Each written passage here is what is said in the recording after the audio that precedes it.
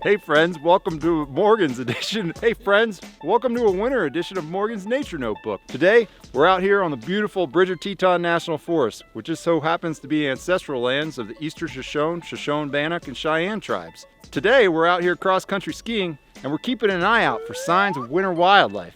We're gonna go over some fun winter tracking tips, and also learn about how we can help give wildlife the space they need to survive it through the long winter ahead. Let's go!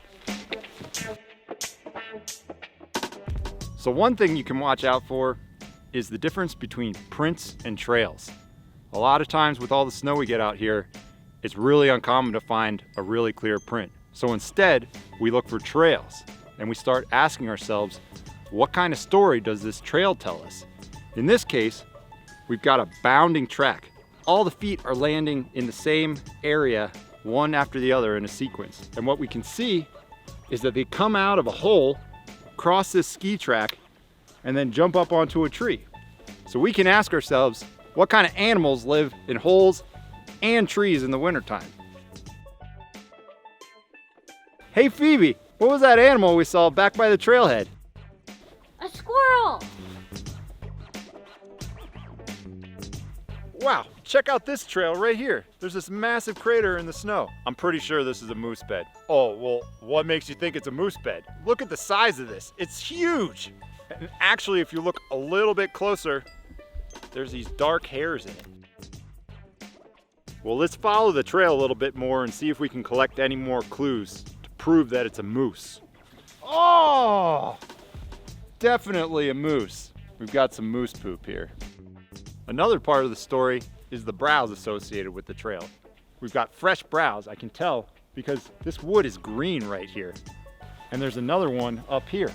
And I'm a pretty tall guy, and I can't reach that with my mouth. There's only one animal around here that would be able to reach up here with its mouth. That's a moose. So this is a really good example of a moose track right here.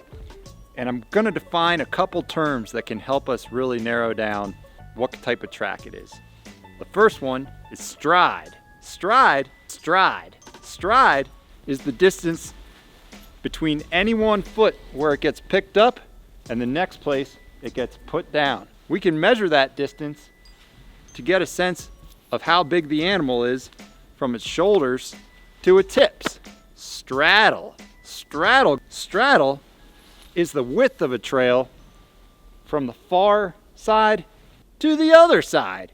Straddle gives us an idea of how wide the animal is. These can be really helpful in telling the difference between deer, elk, and moose.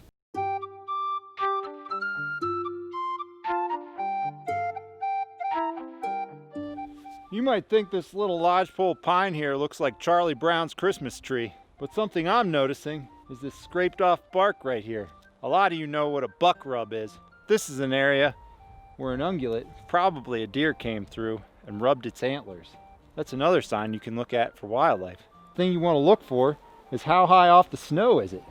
This one right here kind of looks like a mule deer probably came by and rubbed its antlers on it. It's a little low for an elk or a moose.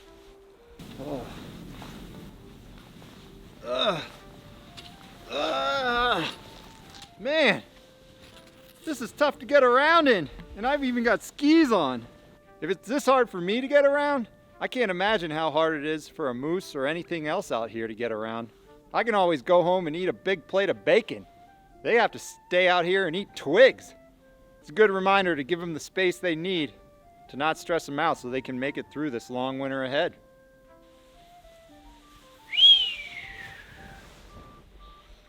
Another thing I like to do is to make sure to keep my dog friends on their leashes.